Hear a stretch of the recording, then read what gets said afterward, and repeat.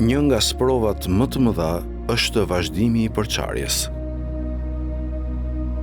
Për ta kuptuar thelbin e kësaj thënie, do t'i drejtohemi Kuranit për udhëzim.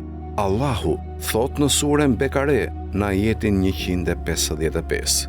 Ne do t'ju sprovojmë patjetër me diçka nga frika, uria, humbja e pasurisë, e jetëve dhe e fryteve, por përgëzoju të durueshmit.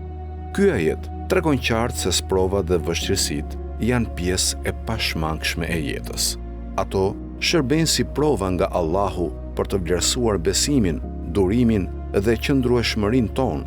Po ashtu, në surën Ankebut, ajeti 2, Allahu thot: A mendojnë njerëzit se do të lihen të thonë ne besuam e nuk do të sprovohen?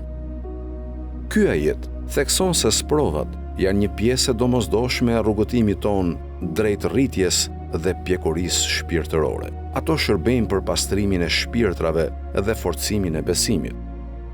Tani, le të thellohemi në kuptimin e kësaj thënie. Imam Aliu thekson se vazhdimi i përçarjes është një nga sprovat më të rënda. Përçarja nënkupton konfliktet, ndarjet dhe mospajtimet brenda shoqërisë.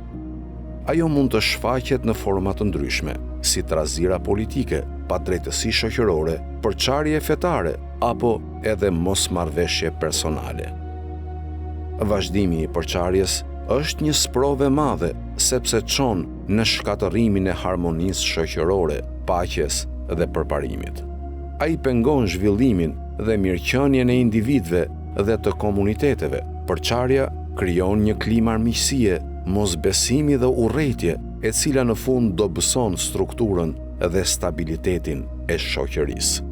Për ta ilustruar pasojën e vazhdimit të përçarjes, mund t'i referohemi rrëfimit të profetit Jusuf alayhi salam në Kur'an. Në surën Jusuf mësojmë për xhelozinë dhe armiqësinë që vëllezërit e tij u shqyen ndaj tij. Kjo përçarje çoi në hedhjen e Jusufit në pus dhe më pas në shitjen e tij si skllav.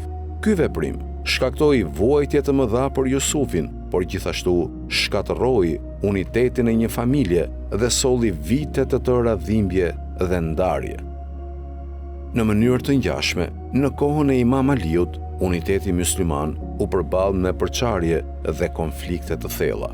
Betejë e Devës, Xhemelit dhe betejë e Sifinit janë shembuj të qartë të pasojave shkatërruese të vazhdimit të përçarjes. Këto ngjarje sollën humbjen e shumë jetëve, ndarjen e komunitetit mysliman dhe dobësimin e shtetit islam. Imam Aliu, si mishërimi i dijes dhe urtësisë, i kuptoi thellësisht pasojat e dëmshme të përçarjes mbi shoqërinë. Ai theksoi vazhdimisht nevojën për unitet, drejtësi dhe pajtim. Mësimet dhe veprat e tij mbeten një kujtesë e përhershme për besimtarët që të përpiqen për paqe, harmoni dhe zgjidhje të konflikteve. Në përfundim, thënia e Imam Aliut e paraqet vazhdimin e përçarjes si një nga sprovat më të mëdha për shoqërinë njerëzore. Ajo na përkujton detyrimin për të punuar aktivisht në shuarjen e konflikteve dhe në forcimin e unitetit. Duke reflektuar mbi ajetet e Kuranit dhe mësimet e historisë, mund ta kuptojmë urtësinë e thellë që qëndron pas fjalëve të Imam Aliut dhe të përpiqemi të ndërtojmë një shoqëri të lirë nga sprovat e përçarjes së vazhdueshme. Allahu na udhëzoft të gjithëve në rrugën e paqes dhe unitetit.